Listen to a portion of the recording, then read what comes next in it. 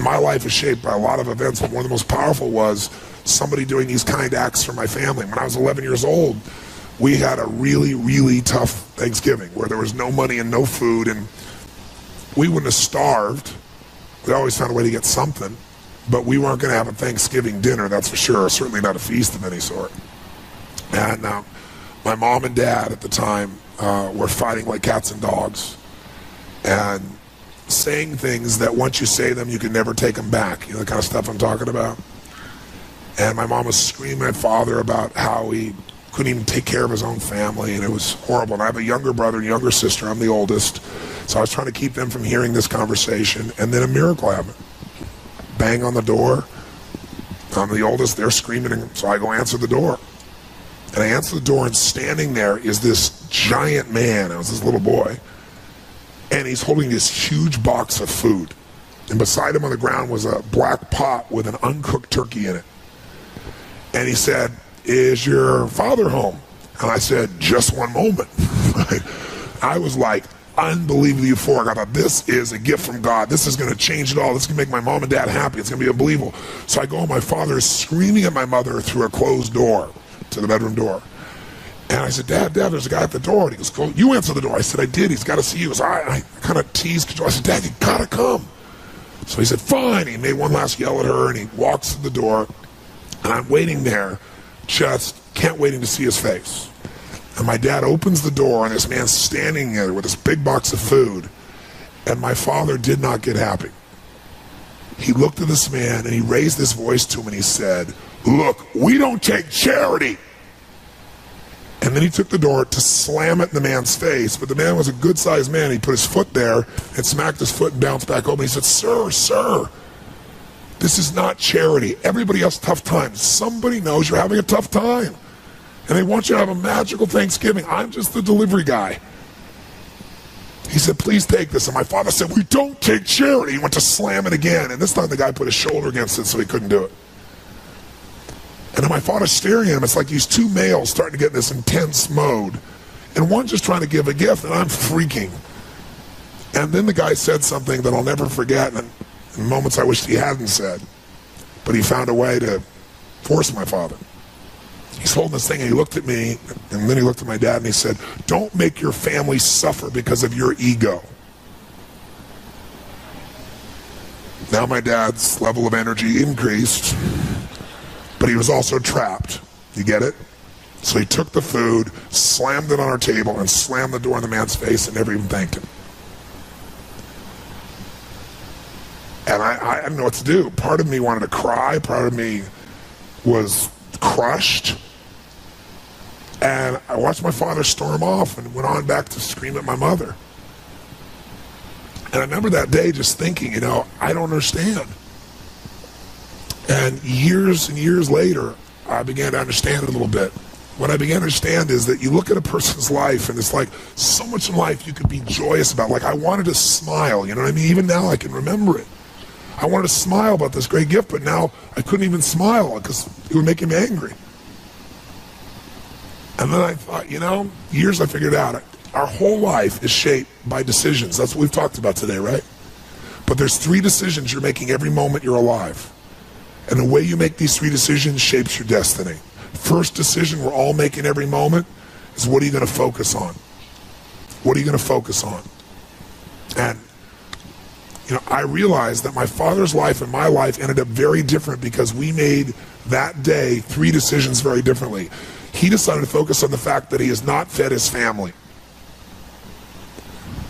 And the second question you got to decide, every moment you're alive, and including this moment, what are you going to focus on? Second question is, as you're focusing on, what does this mean? What does it mean? And the bottom line on meaning is, if you think about it, you get to make up the meaning, and most people pick the worst one, don't they? That day, my father decided to focus on the fact he hadn't fed his family, and I know what meaning he gave because he said it out loud over and over again, that he was worthless because he had not taken care of his family. And then the final and most important decision you make every moment you're alive, what am I going to do? What am I going to do? And I'll tell you what he decided to do. He decided to leave our family shortly thereafter, which at the time was It was the worst experience of my life. It was the most crushing experience I felt. It's been so many years now, I don't have the same feelings. And part of it is 3 years ago he passed away. But at the time, I knew no greater pain. My family knew no greater pain. I couldn't understand why he would leave. I loved him so much. And my life turned out very different than him. I was the only one to go at his funeral. No one else in the family would go. Nobody wanted to be part of it. He died alone of a disease called connective tissue disorder. And I can tell you, right before his death, he got the lesson, because he looked at me and he said, son, he said, I was a bastard. I didn't connect with anybody, and look what I'm dying of. It's unbelievable. So that same day, I made 3 different decisions. I decided to focus on the fact there was food. What a concept. I like that. But what changed my life was the meaning I gave it. I decided that day that what this means is that strangers care. And if strangers care about me and my family, I decided what I was going to do is I was going to care about strangers. And that completely changed my life. I promised myself someday I'd do well enough to do this for other families like was done for me. And I didn't wait till I was, wealthy to do it. I did my first one when I was 17. I remembered I was 17, I had my own car, I had some money, and I decided to go on the greatest shopping spree of my life at that point. I decided I was going to go shop for 2 families for Thanksgiving, and I was going to go do for families what was done for me so many years before. It was the most euphoric experience. I took 2 baskets, I went to the manager of the place, I told him what I was going to do, and I said, I want you to give me a discount, you be my partner, give me 10%, cheap bastard. Right? But it was so cool. I got 2 of everything right because I wanted to get enough food for a family for 2 or 3 days and have an unbelievable feast. Then I called this church in the barrio area and I said, listen, I want to go take care of some families that are too proud to come to the church and get food. So they might suffer. Can you recommend some families? And they gave me 2 families. So then I wrote a note because I thought, you know what? I'm going to put on old jeans and a t-shirt and I'm going to deliver this. I'm not going to get the acknowledgement, but I do want to see their faces, right? So I'll go as the delivery boy, which is easy. I look like one. But I wrote this note, and I don't want them to get upset like my father did. So I wrote this note, and I said, this is a gift from a friend. Please know that you're loved. I want you to have an extraordinary Thanksgiving. You deserve it. Please accept this gift.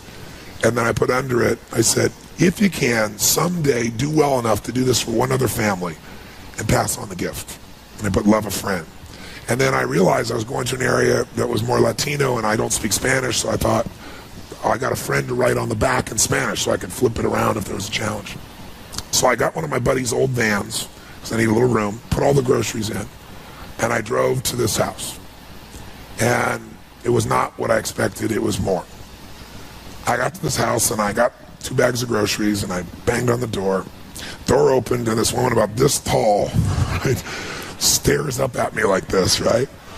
And I said, hi. And it was very obvious she didn't speak any English, and she let out a scream when she saw the food. And by the way, this woman had 5 children and a husband. What I didn't know is the husband had left her 3 days before with no money, no food, and 5 kids.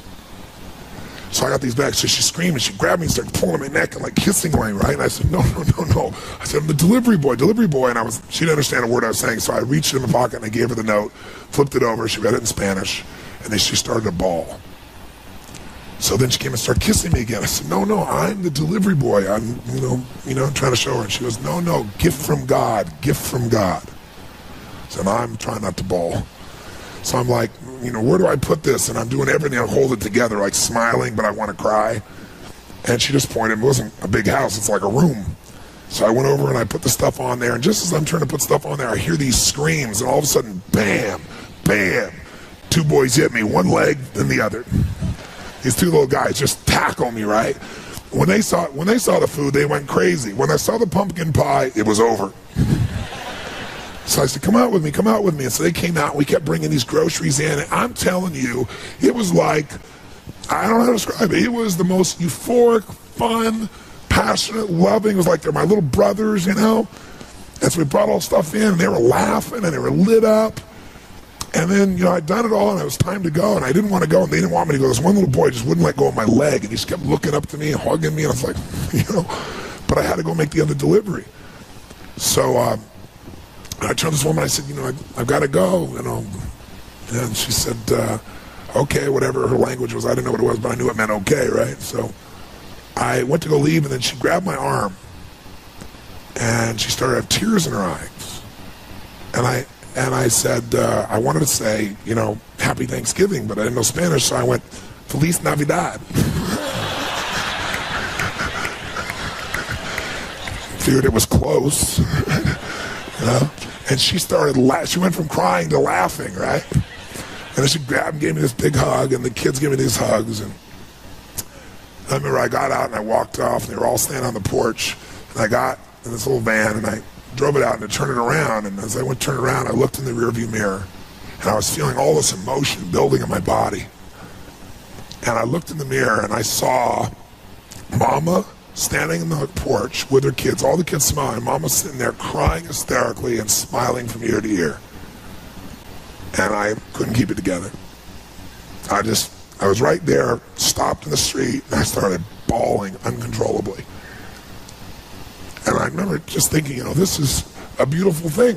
Why is this making me cry? And, why is this great thing? Why am I so emotional about this? And then I got it. I realized in that moment that the worst day of my life, my father leaving, had actually been the best day of my life. Because if I hadn't had that experience, I wouldn't be here today. And now because of that, I get to live this life. And I have the desire and the drive and the want to give in this way. And so I've really realized that the worst day was the best day, that was God's gift. The gift wouldn't have been there if he would have stayed. There's an old country song that says, thank God for unanswered prayers. It's a story about this man who wants his prayer and finds out later on it wasn't fulfilled, right?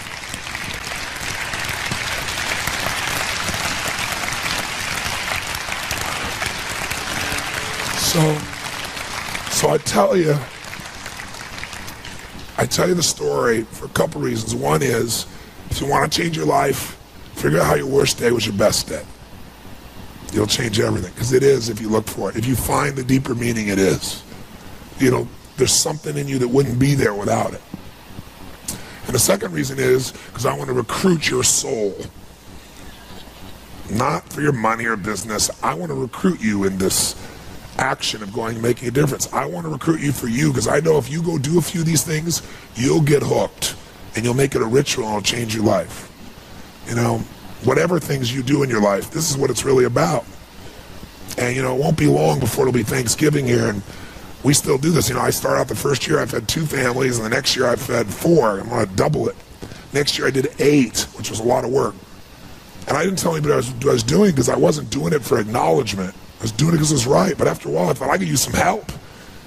So I got my friends together and said, you know what? Instead of just going and having turkey, let's give thanks.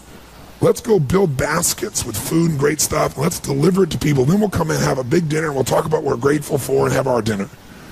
And so we did it, and it became a ritual, and it grew. And then I built some companies, and all my employees got involved. And then about 14, 15 years ago, I started my foundation. Last year, we fed over 1 million people now in 9 countries around the world, on Christmas and Thanksgiving. It's been a pretty amazing experience, right? Thank you. Thank you. Thank you. Thank you. Thank you. So I thank you for your applause. I wasn't telling you for that reason. I want to recruit you. And you can give your money, but I'd much prefer if you would just go deliver the food. Because I'll tell you what's great. You'll be changed by that. It's easy to give money. But when you enter an environment, you give. You don't give as the giver. You go as the delivery person, but you're really the one that made it. It'll absolutely change your life.